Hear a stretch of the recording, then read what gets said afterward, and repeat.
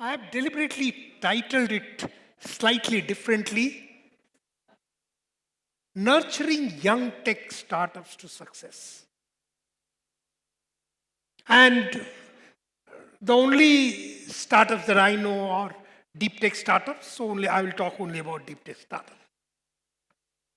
I'll start with something that I've seen over last 3 months. I've seen youngsters have the will and the guts to change the nation. I'll give some example. This is something that my own experience is that youngsters today have the guts to change the nation, and they believe that they are as good as anyone else in the world. And whatever they do not know, they believe that they can easily learn. So this was not so some time back, but today youngsters are doing that. And I'll start by giving you some examples. This gentleman, AR, did his BTech, MTech at one of the IITs. Was building robots in a robotic club. Joined on graduation, Jaguar Land Rover. First came to Bangalore, then went to UK, Europe, 3+ years, and pretty much was driving the autonomous vehicles program for Jaguar. At this point of time, he quit that, saying that I've learned whatever I needed to learn. I'll go back to my alma mater. And at that time, 3 of his classmates who continued and did their PhD were about to complete their PhDs. They got together and then they set up a robot company, and the objective is we will be amongst the best company in the world. And I have seen them. I've seen the kind of things they're able to do in a short time, the kind of learning they have acquired, the way they are able to build each and every component. It's unbelievable. This is a story from some people from IIT. But there is another person. Yes. He comes from Prayagraj, Allahabad, and he went to Chandigarh University.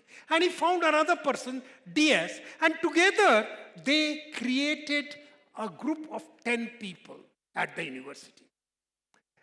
And they said, so they are at Chandigarh University, there is no great teacher there, but they said that they want to do something. So what do?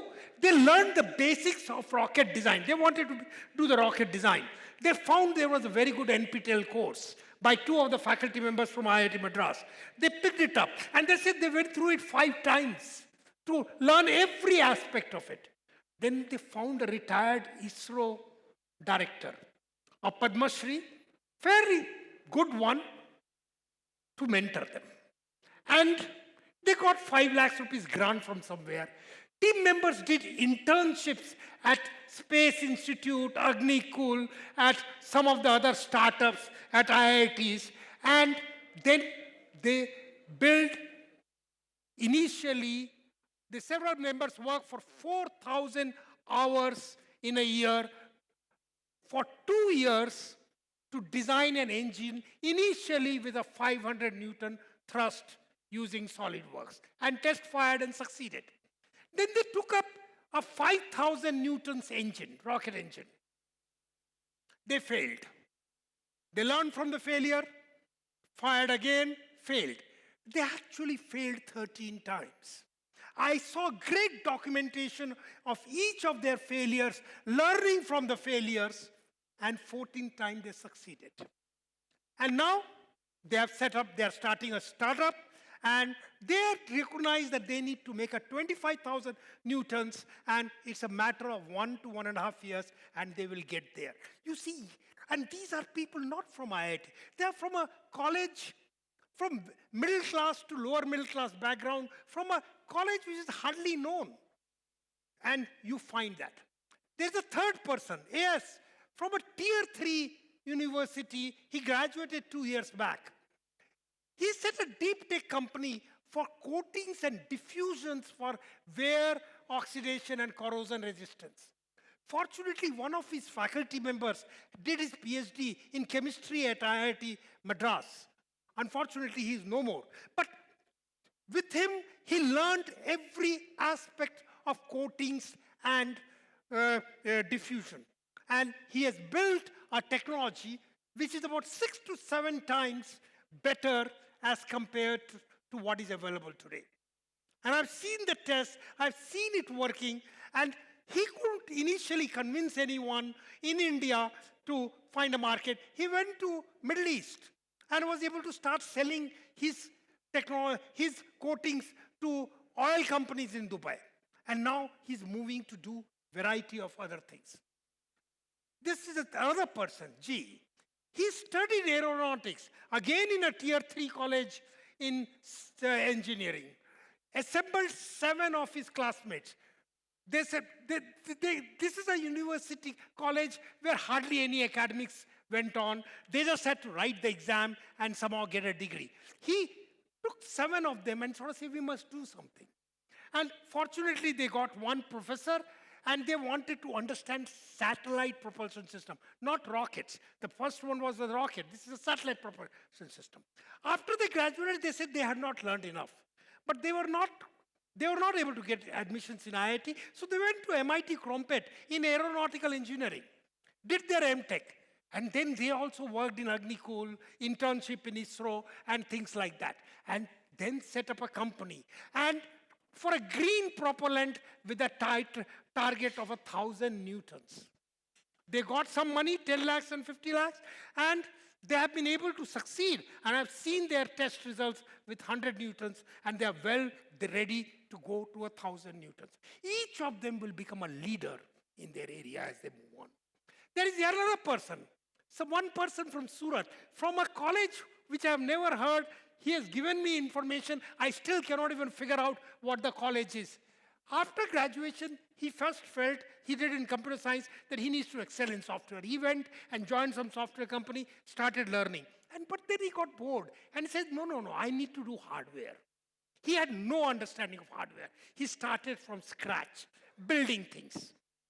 And then designed a FPGA-based reconfigurable hardware and built better and better hardware and started providing services to Surat companies in Surat, the jewelers in Surat, and doing all kinds of things, machinery for them. And he believes that India needs to become hardware design house. And he's so motivated, so fired up that you just cannot stop him. There is another person. This person, she did her MTech in our department, electrical engineering, in 2006 in power electronics. She worked for 16 years in L&T and helped them build an energy storage, lithium-ion battery energy storage. And it was actually built fully by, she led the thing. But they felt that L&T is not going to take it far. They will just supply it to premium market. And then she realized that something like this is needed in tens of thousands for India to really reach its renewable energy target. And she said she will do it. And she started doing it, left the job, and got together to do the Indian solution. Young Indians, all the example except the last one, were between 20 to 27-year-old, are stopping at nothing. They are come from all over India, no longer from premium institutes. They are from all kinds of institute, background does not matter. They have fire in them. They today, with the help of internet, with whatever is available, they are able to figure out what to do. A little bit of support is all that is needed. These are the kind of deep tech companies that we really need to make a difference. So the question is, where can we go wrong? And I know a number of incubators are sitting there. We believe that if an incubator failed to nurture young talent to success, failed to follow the deep process that is required to make the incubation successful, then India will fail. And there are very large number of incubators. And I go around and I meet them. They all talk about big numbers. You go into it, go a little bit deeper. Out of 100 companies, has one company succeeded? 2 companies succeeded? And you don't find them. And the reason is they are not following a deep process. We have learned from our experience at IIT Madras Incubation Cell that you need to follow a process. The first thing that you need to do when you take youngsters is basically get them to learn to build. Create first excitement amongst them. Excitement that taking up a job or going for higher studies is not the only thing. There is something called entrepreneurship. Fortunately, that is already happening. Whole innovation challenge. But let me tell you, this is a very good thing which helps them get there. And then competition prizes helps. And yet, let me tell you, very few successful entrepreneurs ever come from competition prizes. In fact, I have found an inverse relationship. Those who win competitions and prizes do not become successful. So what do you need to do? The second very, very important thing is something called build clubs. Now, when a child, sometimes we try to push them to study, they are interested, not interested. You give them a tool like a Lego tool, they will play. They will get their friends to come and play. They will play continuously. They will play, they will learn, and they will enjoy. This is what they will do. We need similar things. We need to create such kind of labs which are open only to students, no faculty member involved. Let the students work day and night, starting to build things. As they build things, that's the first step to innovation. And we have done it ourselves in about 15 Tier 2, Tier 3 colleges, and many of them have done extremely well. Well, let me tell you, this is a good beginning. The creating excitement and build club. But that does not result in successful by just doing that. It is when they come to you now saying, we want to do a startup, that's the time you ask very hard questions. You try to dissuade them as much as possible. I'm really meaning that you need to dissuade them. Excitement will bring all kinds of students thinking they will make great money. Actually, we have to tell them that's a very hard journey that you are going to choose. You will certainly fail. We ask them, how many times have you failed in your life? Describe what happened when you're a failure. We want to see whether the person knows to get up after failure. That's the most important thing. If they have not learned to get up after failure, they will never become a good entrepreneur. And number two, they should not have any obligation. Somewhere they must be free of it. And you need to do this with a one-to-one interaction. Try to dissuade them. This is not the right time. Come back, become an incubator, but keep them. If they are really serious, pull them in at the right time. Startups are likely to succeed when you work for long hours and you get no money. Easy money hurts. This is one thing that we have learned.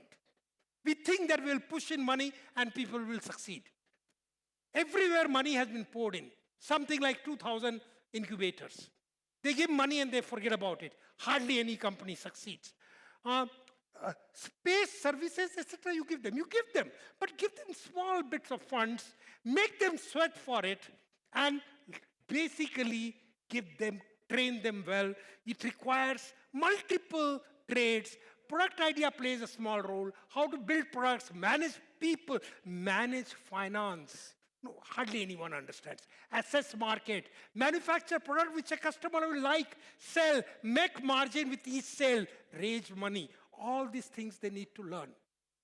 Training, there is making all kinds of training available.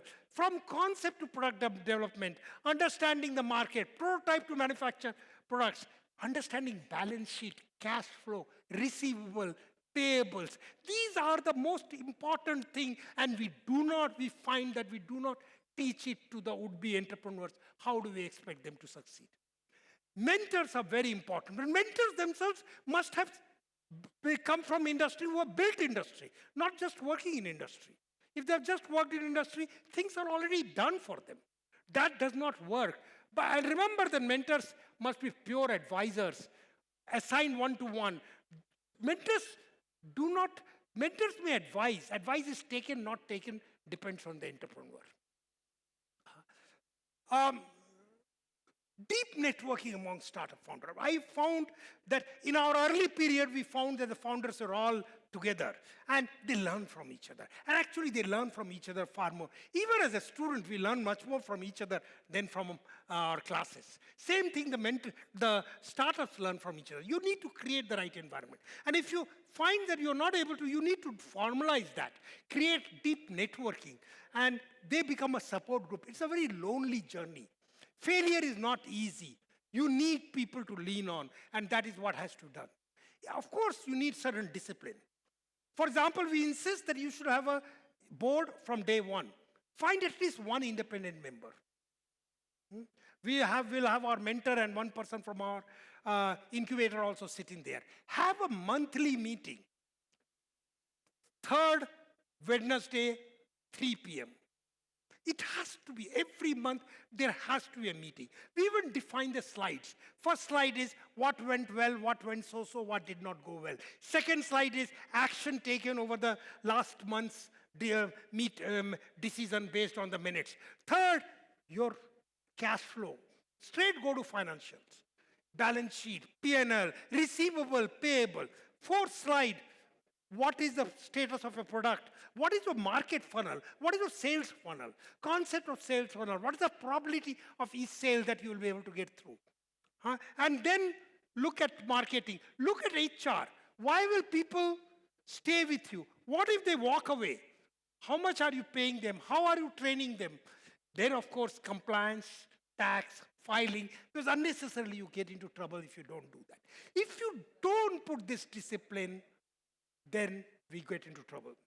We have the other problem that we have found, that the head of the institute, the directors, deans, sometimes the chairman tries to say, oh, we know what to do, and they just do not know. The incubators has to be totally independent of them. Totally. In fact, not a single person from the institute should sit there. Management founders of the institute should have no role. They can be on the board to see that the board, there is nothing going wrong. Who to incubate, whom to give money. They can play role of policies. They should not do day-to-day. Cannot call and say, oh, give money to them, to this person. That is the last thing that succeeds. And let me tell you, this is happening left and right, everywhere. Every incubator, I find that. Finally, we of course have, sorry, this is an old number. Today we have close to 400 startups. Our value of our startups is 50,000 crores. 80% of our companies have survived. 80%. Because we have handheld them. We don't make it easy for them to get in.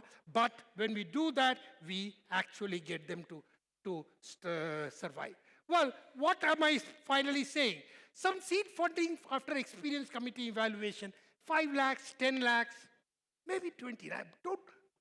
We find that little bit of starving them helps. Connection to angel fund, venture fund, be liberal in every single thing. Provide them all kinds of help without taking anything from them. It is one-to-one mentoring that makes all the difference, especially with one young talent. Nurture people, not business. That's another thing. You are nurturing people. Stay with them for long. Doesn't matter if they take 7 years, 8 years. They're 22-year-old kids. They don't know many things. It's okay. Blunt advice helps. And let them take time to learn, at times by making mistakes repeatedly. This is all that I have to say. Thank you very much. Professor, request you to please stay on stage for a moment as we like to present a small token of our appreciation. If I have 1.5 minutes left. If there is quick 2 questions, I can possibly answer. Yes, sir.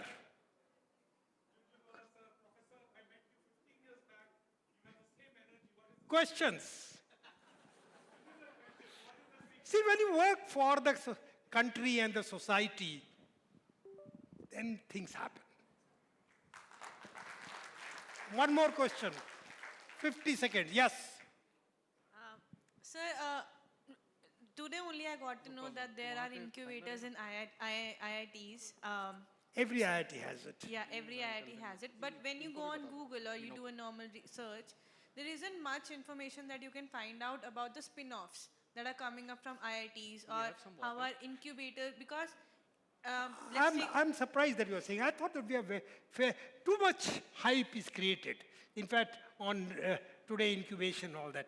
But yeah, I mean, you need to just visit them and get to know them. I think. Thank you. Thank you. I don't want to take.